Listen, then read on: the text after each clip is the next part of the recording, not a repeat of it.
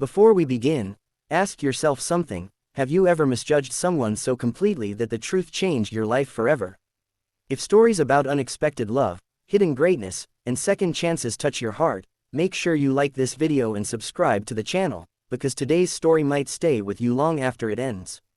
When Sofia first arrived in the quiet countryside of Valmer, she carried more disappointment than luggage. The city had broken her heart, first with a failed engagement, then with a collapsed startup that left her reputation bruised.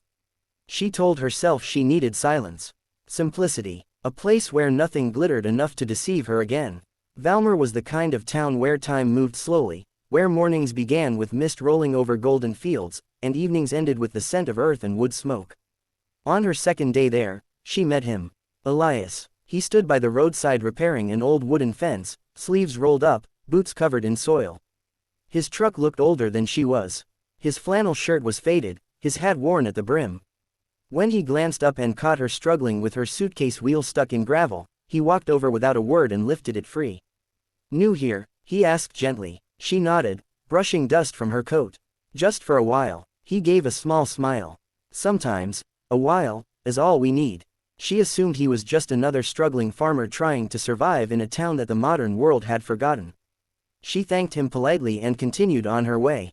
But Valmer had a way of weaving lives together. Her rented cottage bordered Elias's land.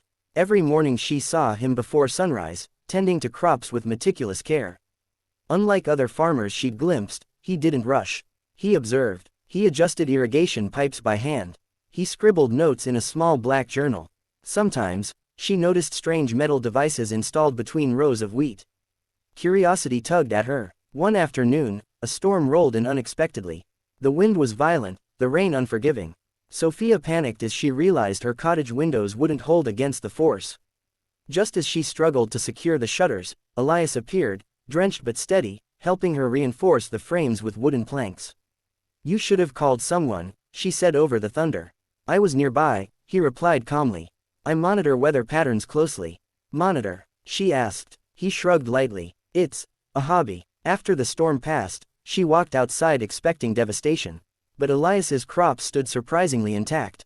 His irrigation systems had redirected excess rainwater. His fields looked engineered, almost intelligent.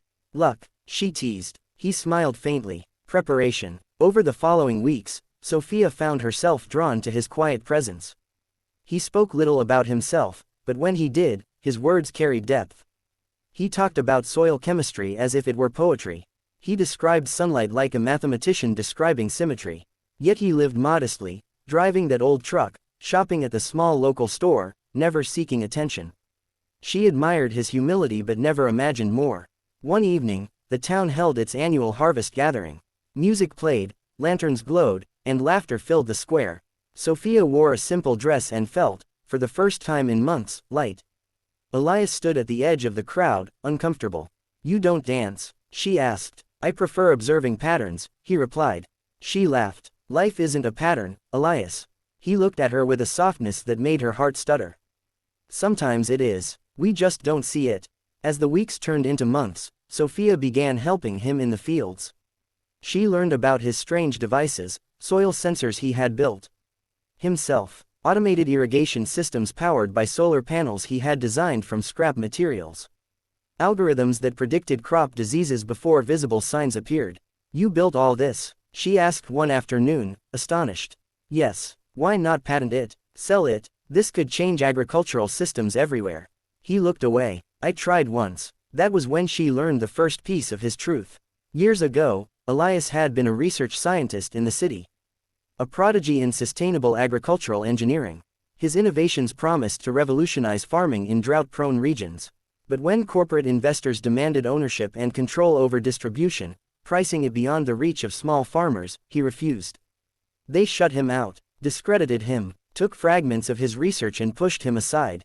He left the city quietly, returning to his family's dying farm. "I didn't want my work to make the rich richer," he said simply. "I wanted it to feed people." Sofia felt something shift inside her. She had spent years chasing prestige, applause, recognition, and here was a man who walked away from it to protect his integrity. Still, he lived alone, isolated. The town respected him but didn't truly know him. They saw a quiet farmer, nothing more. And so had she. The turning point came when a severe drought threatened Valmer. Crops across neighboring farms began to fail. Anxiety spread through the community. Farmers feared losing everything. Sofia watched Elias work day and night, recalibrating systems, adjusting water allocation models. Finally, he called a meeting at the town hall.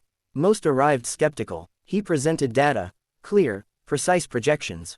He explained how his low-cost sensor network and predictive irrigation model could preserve up to 70% of their yield despite limited rainfall.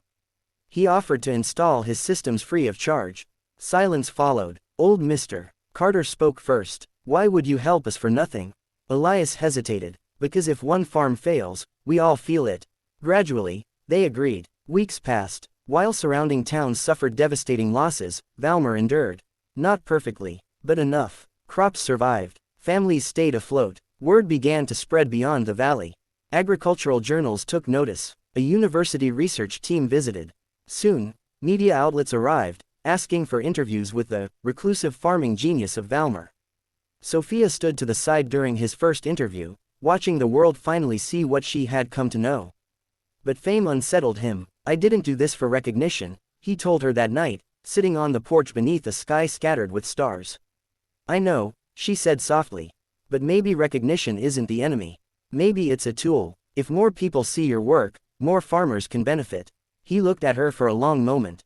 "You believe in this more than I do." "I believe in you." That was the first time the air between them felt different, charged, fragile. Yet love does not come without challenge. A major agricultural corporation reached out with a proposal. Massive funding, global implementation, but buried within the contract were clauses limiting access to wealthier markets first. "It's happening again," Elias said bitterly. Sofia reviewed the documents carefully. Her business background resurfaced, sharper now with purpose. "Not if we negotiate." He shook his head. "They won't bend. Then we walk away. But this time, we don't walk alone." Together, they organized an independent cooperative model. Open source licensing, partnerships with non-profits, crowdfunding from communities who believed in sustainable food access. It was risky, exhausting. Some nights Elias nearly gave up, fearing another public failure. During one such night, he confessed his deepest loneliness. "I left everything behind once. Colleagues, friends. I convinced myself I didn't need anyone." Sofia reached for his hand. "Strength isn't isolation, it's connection." Tears filled his eyes, not from weakness, but from the release of years of silent burden. Their cooperative succeeded. Within 2 years, his technology supported farms across multiple continents. Not owned by corporations, but by communities. And through it all, Elias remained in Valmer, still rising before sunrise, still walking his fields. On the day they installed the final system for a struggling local farmer, Elias turned to Sofia. "You saw a poor farmer," he said gently. She smiled. "No, I saw a good man. I just didn't know how extraordinary you were. And now I know that greatness doesn't shout. It grows quietly." He laughed softly. "Like crops, like love," she corrected. They married in the same town square where they once danced awkwardly under lantern light. No extravagant ceremony. Just neighbors, soil-stained hands clapping proudly. A celebration not of wealth, but of purpose. Years later, when young students visited Valmer to learn from the genius farmer, Sofia would tell them the truth. "He wasn't lonely because no one cared," she'd say. "He was lonely because few understood him." Never assume simplicity means smallness. Sometimes the most brilliant souls choose quiet lives. And if you've ever felt overlooked, underestimated, or misunderstood, remember Elias. Remember that integrity may cost you applause in the short term, but it builds something far more lasting. And remember Sofia's lesson too: don't measure worth by appearances. The person you overlook today might be the very soul who changes your tomorrow. If this story touched your heart, don't forget to like this video and subscribe to the channel. Because sometimes, the greatest love stories aren't about finding someone rich or powerful, they're about recognizing the quiet genius already standing in the field beside you.